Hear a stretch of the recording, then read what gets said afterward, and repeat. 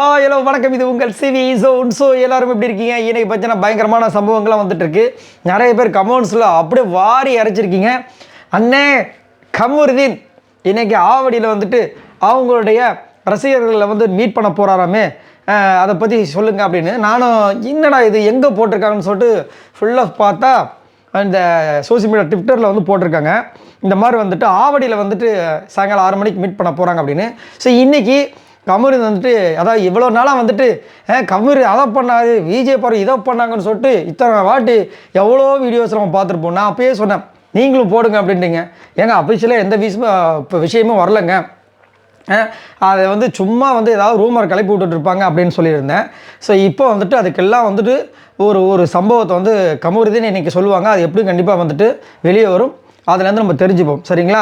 அது மட்டும் இல்லாமல் இதில் வேறு வந்துட்டு கமருதீனுக்கும் விஜய் பார்வதிக்கு சண்டை, அவங்கள பார்க்கல, அவங்க இவங்கள பார்க்கல. அடாடாடாடா, அதாவது கதை, திரைக்கதை, வசனம் எல்லாத்தையும் இவங்களே எழுதி முடிச்சிடுறாங்க. அப்போ இந்த ஹீரோயினுக்கு வந்து இப்போ வேலையே இல்லையா? ஏன் நடக்குது இந்த மாதிரி இருந்தது. ஸோ இதில் எல்லாமே வந்து பார்த்திங்கன்னா அப்படியே இஷ்டத்துக்கு வந்துட்டு சும்மா, அதாவது பிக் பாஸ் வீட்டுக்குள்ளே இருக்கும்போதே வந்துட்டு இஷ்டத்துக்கு வெளியில் வந்துட்டு நிறைய ரூமர்ஸ் போயிட்டுருக்கும். வாரம் அவங்க வெளியே போயிட்டாங்க, இவங்க போயிட்டாங்க அப்படின்னு. ஆனால் கடைசியாக போன வாரம் தான் போனாங்க வச்சுக்கிங்களேன். ஸோ அந்த மாதிரி நிறைய விஷயங்கள் வரும், ரூமர்ஸ் வர தான் செய்யும், வியூஸ்க்காக நிறைய விஷயங்கள் பண்ணுவாங்க. ஸோ எல்லாமே பார்த்தீங்கன்னா அஃபிஷியலாக எந்த நியூஸுமே வரல.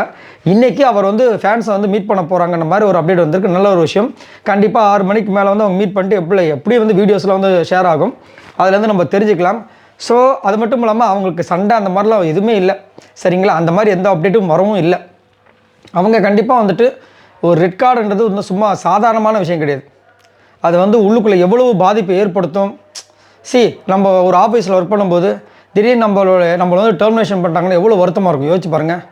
அந்த மாதிரி தான் அதுவும் நான் நல்லா வேலை செஞ்சுட்டு இருக்கும்போது திடீர்னு வந்துட்டு எதுக்காக அப்படின்ற மாதிரி ஒரு திடீர்னு ஒரு சின்ன அசம்பாவிதம் நடக்கும்போது இதனால் போச்சே, நம்ம இந்த மாதிரி நான் செஞ்சுருக்க மாட்டோம், நம்மள அறியாமல் ஒரு விஷயம் நடக்கும், அது வந்து டப்புன்னு வந்து ஹிட் ஆகி இப்படி ஆடிச்சேன்ற மாதிரி ஒரு வருத்தம் இருக்குல்ல, அந்த வருத்தத்தில் தான் இருப்பாங்க. அதனால தான் அவங்களும் எதுவுமே பண்ணல.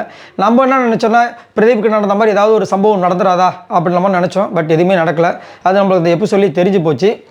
பட் இருந்தாலும் கண்டிப்பாக வந்துட்டு கூடிய விரைவில் நம்ம எல்லாருமே வந்துட்டு 2 பேருமே வந்து ராக் பண்ணுவாங்க அப்படின்றதுலாம் மாட்டுக்கிறதே கிடையாது. ஏன்னா 2 பேருமே பயங்கரமான திறமைசாலிகள்.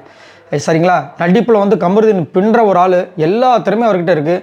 விஜய் பார்வதி பற்றி உங்களுக்கு சொல்ல வேண்டிய அவசியமே இல்லை. அந்த பொண்ணு அவ்வளோ விஷயங்கள் அச்சீவ் பண்ண பொண்ணு. ஸோ 2 பேருமே கண்டிப்பாக வந்துட்டு கூடிய விரைவில் அவங்களுடைய ஃபேன்ஸை வந்து வேறு லெவலில் மிரட்டி விடுவாங்கன்ற மாதிரி தான் இருக்குது. பார்க்கலாம். ஸோ நீங்கள் பார்க்குறவங்க யாராவது வந்துட்டு போனீங்கன்னா மறக்காம கீழே கமெண்ட்ஸில் வந்துட்டு சொல்லுங்கள் கமருதீன் பற்றின விஷயங்களை. ஸோ அவ்வளோதான், மற்றபடி பெருசாலாம் இல்லை.